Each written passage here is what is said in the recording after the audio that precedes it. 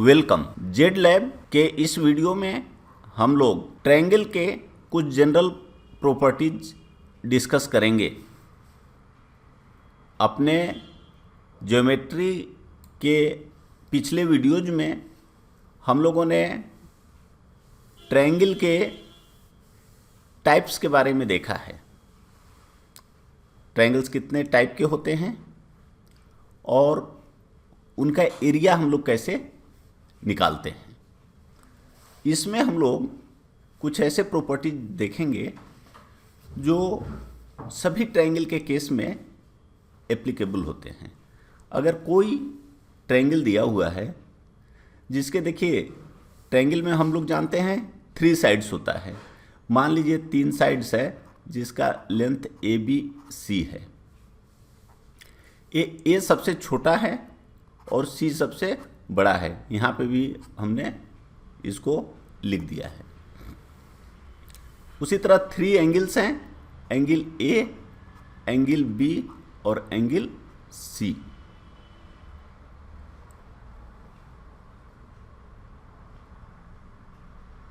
जो ट्रायंगल होता है इसके जो A एंगल होते हैं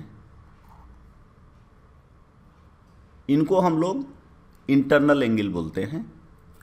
ये जो ABC हैं ये इनको हम लोग इंटरनल एंगल बोलते हैं। और एक्सटर्नल एंगल क्या होगा? एक्सटर्नल एंगल होता है जैसे कोई भी एक ट्रायंगल है, इसका कोई भी साइड को बढ़ा दीजिए, जैसे ये आगे हमने खींच दिया तो यह जो ट्रायंगल होता है, यह जो एंगल होता है इसको हम लोग एक्सटीरियर एंगल बोलते हैं। अगर मान लीजिए यह A, B, C या D है तो इस केस में ये एक्सटीरियर एंगल है। और देखिए यह और यह दोनों मिल के एक स्ट्रेट लाइन बना देते हैं। तो इसलिए अगर यह एक्सटीरियर एंगल थीटा है तो x प्लस थीटा 180 डिग्री होगा। क्योंकि आप हम लोग पीछे देख चुके हैं कि कोई भी स्ट्रेट लाइन है तो उसके एक तरफ चाहे आप जितना हूँ लाइन खींच दें, जितने भी एंगल्स बनेंगे वो सबका सम 180 होता है। तो x प्लस थीटा 180 हो गया। और दूसरा, कोई भी ट्रायंगल का हम लोग जानते हैं कि तीनों एंगल का सम 380 होता है। तो एक एंगल x है, ए एंगल A रखिए, ए एंगल B, तो x plus angle A plus angle B होगा 180 डिग्री। इसका मतलब ये दोनों को आप इक्वेट कर सकते हैं, इसलिए x plus theta is equal to angle A plus angle B plus x को कैंसिल कर दें तो theta is equal to angle A plus angle B।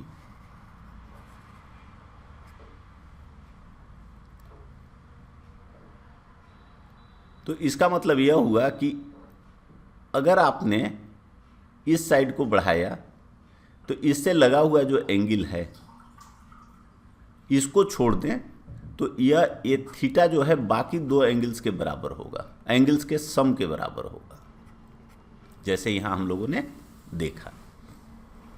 तो ये हुआ एक्सटीरियर एंगल और कैसे एक्सटीरियर एंगल जो होता है इसके बराबर होता है।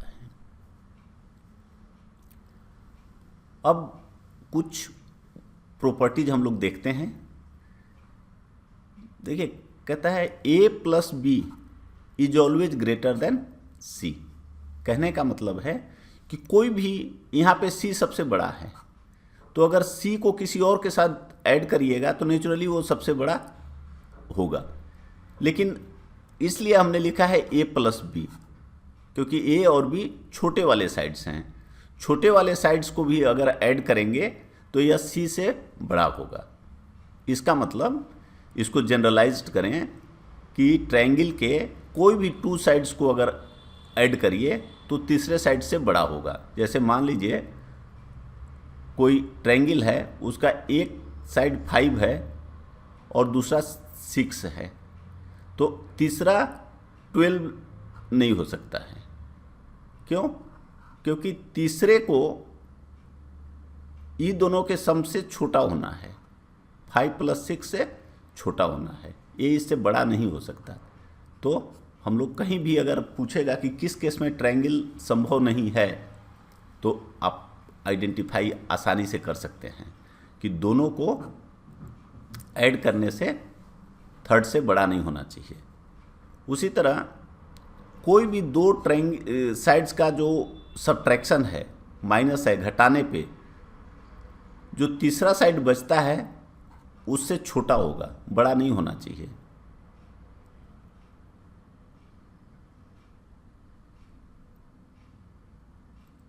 यहाँ पे इसी केस में चेक करिए, हम लोगों ने एक तरीके से चेक कर लिया कि ये ट्रायंगल नहीं हो सकता।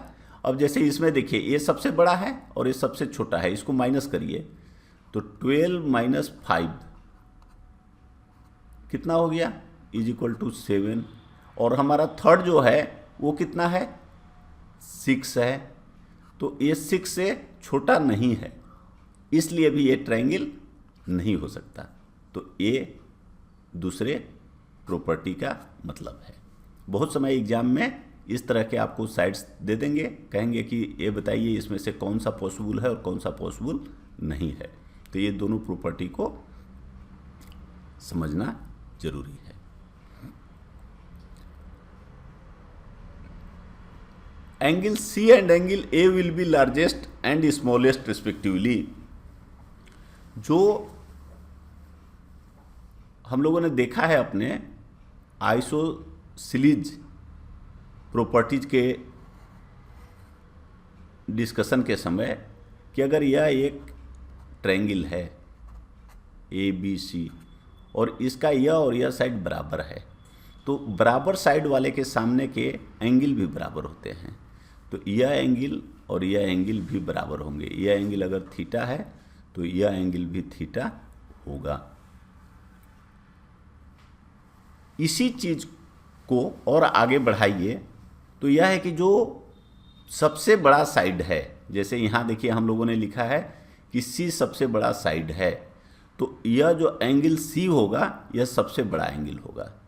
बड़े एंगल के सामने का साइड बड़ा होता है, छोटे एंगल के साइड का सामने का साइड छोटा होता है। तो अगर C लार्जेस्ट है तो इसके फ्रंट में जो ये एंगल है यह सबसे बड़ा होगा। उसी तरह A स्मॉलेस्ट है, यह साइड स्मॉलेस्ट है, तो इसके सामने का जो यह एंगल है यह सबसे छोटा होगा। तो यही चीज़ यहाँ लिखा हुआ है, angle C and angle A will be largest and smallest respectively. Angle C सबसे बड़ा होगा और एंगल A सबसे छोटा होगा, क्योंकि एंगल C के सामने का जो साइड है, फ्रंट का साइड है, वो सबसे बड़ा है और A के सामने का एंगल साइड सबसे छोटा है। अब देखिए ये है right angle triangle. Right angle triangle में कल हम लोगों ने देखा है कि C² होता है A² + B²। जैसे अगर यह आपका राइट एंगल है, यह आपका राइट एंगल ट्रायंगल है और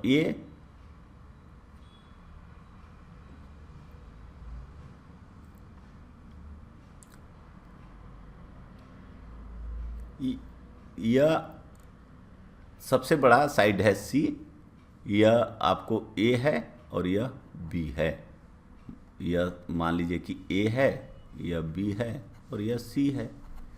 तो इस केस में जब हम लोग पीछे थ्योरम पढ़े हैं या इसका रिलेशन पढ़े हैं कि जो हिपोटेनस होता है, यह है जो बड़ा सबसे साइड, वह होता है P² + B²।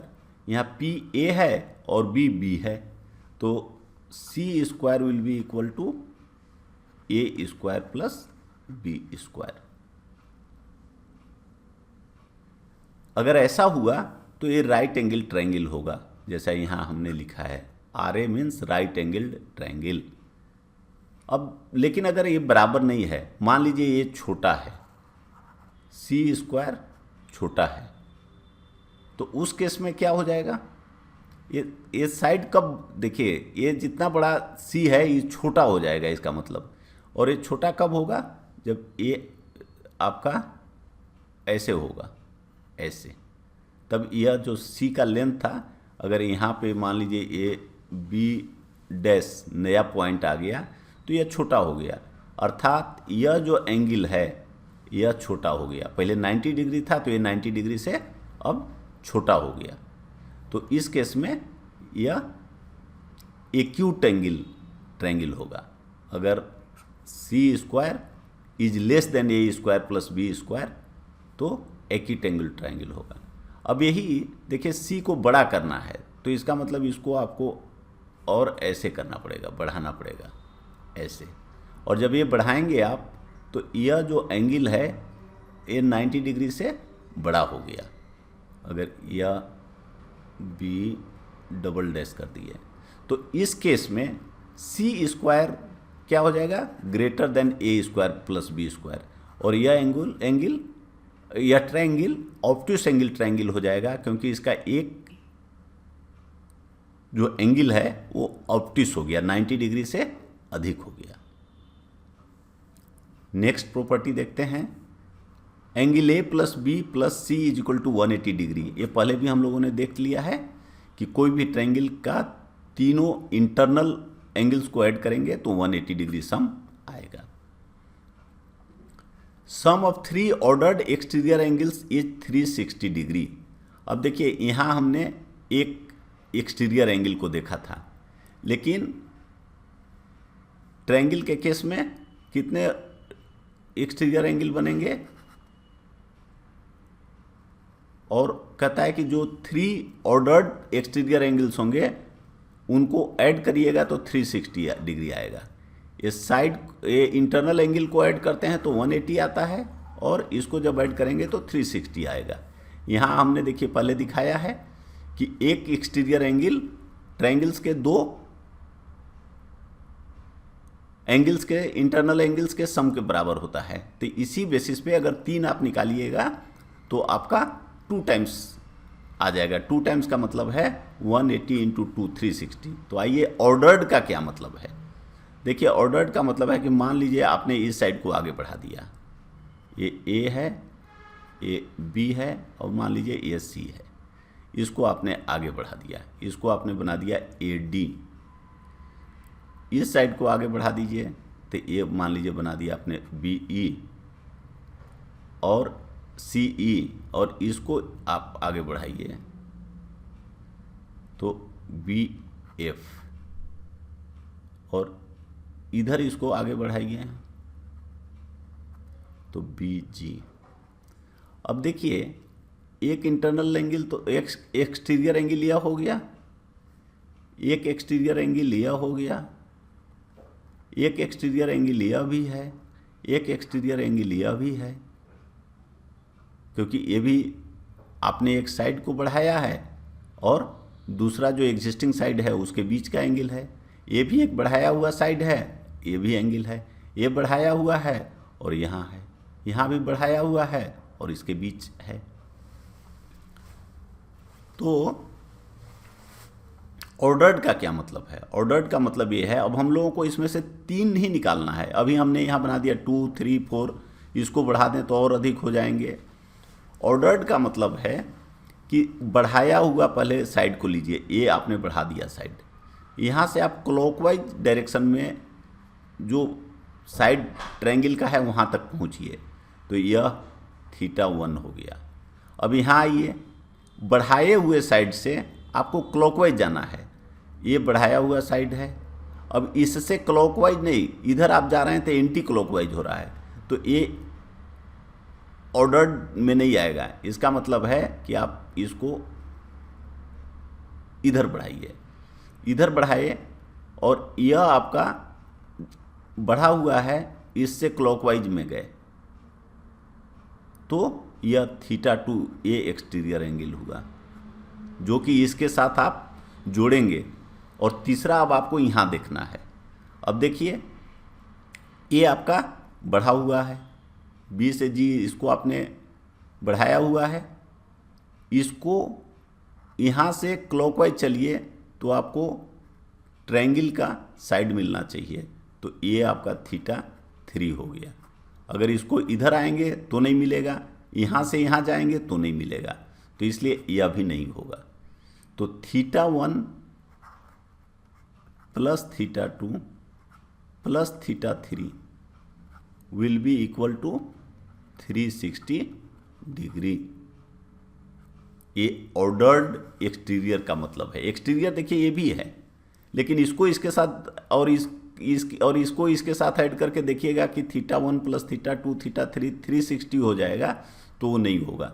इसलिए यहाँ लिखा हुआ है ऑर्डर्ड। इस ऑर्डर्ड का मीनिंग को हम लोगों ने समझ लिया। अगर अभी तक आपने हमारे चैनल जेड लैब को सब्सक्राइब नहीं किया है तो आप इसे सब्सक्राइब कर लें, और वीडियो के नीचे जो एक घंटी के आकार का आइकॉन है, बेल आइकॉन है, उसको दबाकर आप जेड लैब के सभी नए अपडेट्स पा सकते हैं। आइए कुछ एग्जांपल्स देखते हैं। फर्स्ट एग्जांपल है, if the angles of a triangle are in the ratio 1:4:7। कह रहा है 3 एंगल होते हैं, तीनों का रेशियो दिया हुआ है। तो कहता है कि लार्जेस्ट एंगल जो है वो उसका वैल्यू क्या है। हम लोग जानते हैं कि अगर मान लीजिए इसमें एक कांस्टेंट, रेशियो में एक कांस्टेंट आता है, अपने रेशियो वाले वीडियो में हम लोगों ने देखा है, उस कांस्टेंट से अगर इस सब में मल्टीप्लाई कर दीजिए तो आपका एग्जैक्ट वैल्यू मिलेगा। तो मान लीजिए कि वह रेशियो x है, तो यह एंगल कितना हो जाएगा x, यह 4x और यह 7x, और लार्जेस्ट कौन सा होगा, 7x लार्जेस्ट होगा। और तीनों एंगल का सम आप जानते हैं कि 180 होता है। तो देखिए इसका मतलब यह है कि x plus 4x plus 7x is equal to 180। Solve कर लीजिए तो x इज इक्वल टू आपका आ गया 15 डिग्री। तो आपका 7x लार्जेस्ट है, ये लार्जेस्ट पूछ रहा है, तो 7 × 15 105 डिग्री हो जाएगा, और आपका यह ऑप्शन है। आइए सेकेंड प्रॉब्लम देखिए। In the given figure BC is produce to D। कहता है कि ये जो साइड है इसको आपने आगे तक बढ़ा दिया D तक। Angle BAC is equal to 40 degree. यह जो एंगल है यह आपका दिया हुआ है कि 40 डिग्री है। एंड ABC इज 70 डिग्री, और यह जो एंगल है ABC यह दिया हुआ है कि 70 डिग्री है। Find the value of ACD। तो ये कह रहा है कि ये जो एंगल ACD है, एक्सटीरियर एंगल है, यहाँ हमने थीटा लिख दिया है, इसका वैल्यू निकालिए। पीछे हम लोगों ने देखा है कि एक्सटीरियर एंगल के साथ एक एंगल लगा होता है। ये देखिए यह जो एंगल है एडजॉइनिंग एंगल बोलते हैं, क्योंकि ये साइड इस एंगल के लिए भी है, एक्सटीरियर एंगल के लिए भी और इंटीरियर एंगल के लिए भी। तो आप इस एंगल को छोड़ दें तो यह जो एक्सटीरियर एंगल होता है बाकी दो इंटरनल एंगल्स के सम के बराबर होता है। तो theta will become equal to 70 + 40। थीटा जो है ये दोनों सम के बराबर होगा, और इसका सम करिएगा तो कितना आ जाएगा, 110 डिग्री। ये आपका आंसर हुआ, और ये आपका देखिए डी ऑप्शन है। हम लोग अपने अगले वीडियो में ट्रायंगल्स के कंग्रुएंस के बारे में डिस्कस करेंगे। Please subscribe, share and press bell icon for Z lab updates. Thank